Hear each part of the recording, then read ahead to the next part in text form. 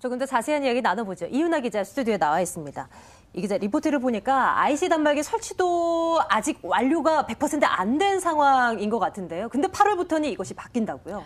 네, 우리는 그동안 카드를 이용할 때 이렇게 긁어서 사용을 해왔습니다. 이게 카드 뒷면에 있는 마그네틱을 이용한 결제 방식인데요. 정확하게는 7월 20일까지, 그러니까 오는 7월 21일부터는 이 마그네틱 카드 대신에 이제 꽂아서 사용하는 IC 단말기로 변경이 됩니다. 정부가 2014년 대규모 카드 정보 유출 사태 이후에 기존 마그네틱 단말기를 IC 단말기로 모두 개정하도록 법을 개정했기 때문인데요. 이 MS 단말기가 정보 복제와 유출 위험성이 큰 만큼 해킹 위험이 낮고 보안이 뛰어난 IC 단말기로 바꾸자는 겁니다. 하지만 여전히 전환율은 미진합니다. 3개월이 남았지만 IC 단말기 교체율은 85% 정도로 알려졌는데요.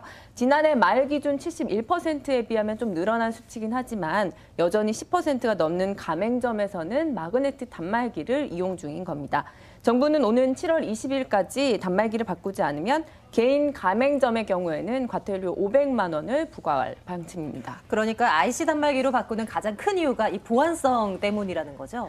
네, 맞습니다. 앞서도 말씀을 드렸지만 IC 단말기는 해킹 위험이 낮고 보안이 뛰어나다는 장점이 있습니다. 마그네틱 카드가 이제 보안성이 취약하다는 단점이 있다 보니까 이제 보안성을 강화한 새 단말기로 이제 교체를 하고 있는 건데요. 그런데 이 IC 단말기의 단점은 또 편의성은 개선되지 않았다는 점입니다. 여전히 IC 단말기를 이용하려면 이 실물 카드가 있어야 되는데요. 최근에는 사실 실물 카드 없이도 결제를 할 수 있는 각종 삼성페이나 LG페이 등 이제 각종 페이 서비스들이 출시되고 있는데 그런 이제 페이 서비스들에 비해서는 편의성이 뒤처질 수밖에 없는 겁니다. 또 일부에서는 카드를 읽고 꽂는 시간이 마그네틱 단말기에 비해서 IC 단말기가 더 소요되고 있다는 지적도 나오고요. 아무래도 또 꽂는 형식이다 보니까 카드를 단말기에 꽂는 과정에서 이물질이 삽입돼서 고장이 더 많다는 벤 대리점 업계의 설명도 있었습니다. 게다가 또 IC 칩 자체가 비싼 편이어서요. 카드 한 장을 만드는 데만 약 1,000원 정도가 비용이 든다고 하더라고요. 기프트 카드나 이런 선불형 충전 카드에 IC 칩을 삽입하기 어려운 이유 중에 하나로도 꼽힙니다. 이렇다 보니까 당연히 카드사들도 편의성을 갖춘 다른 결제 방식에 눈독을 들이게 된 거고 네. 그러다 보니까 제각각이던 이 NFC 규격을 통합해서 한국형 NFC 도입을 추진 중인 겁니다.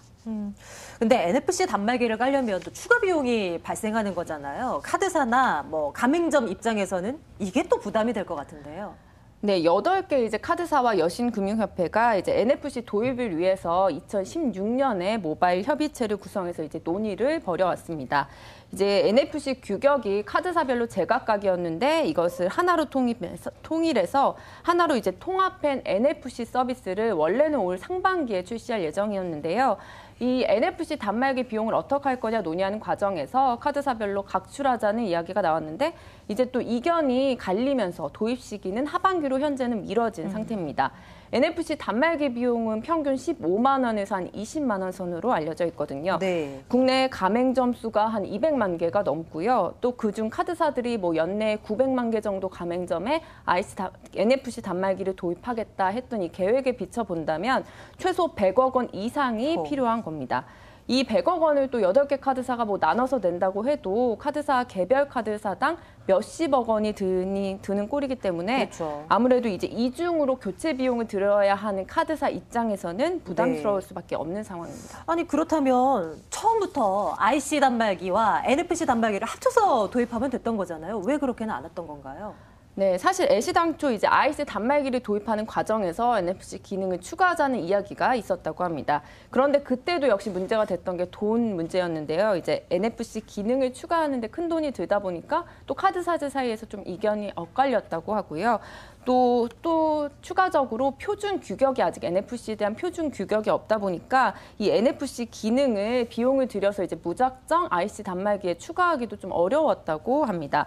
표준 규격이 없어서 문제가 되는 건 사실 지금도 마찬가지인데요.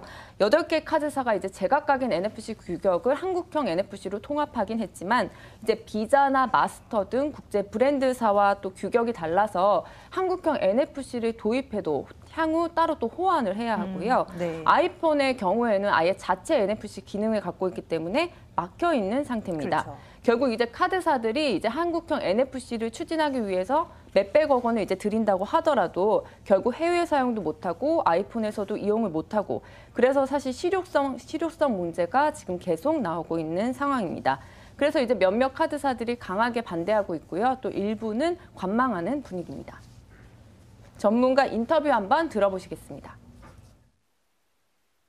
중국의 그 위챗페이라든가 알리페이 같은 경우는 2차원 형식의 이제 그 QR 코드를 이용하는 방식입니다. 그러니까 이제 스마트폰에서 그 이제 바코드 형태의 뭐 격자 모형의 그런 그 결제 그 도구가 나타나게 되면은 거기다 이제 스마트폰을 터치를 해가지고 결제하는 방식인데 주로 이제 소액 방식이죠. 결제 방식이죠. 근데 이게 장점은 일단은 그 단말기 교체 비용이 저렴하다는 거죠. 그래서 대당 한 2만 원 정도. 오늘의 심층 리포트는 카드업계 분위기를 들여다봤습니다. 이윤아 기자와 함께 이야기 나눠봤고요. 이 기자 고맙습니다.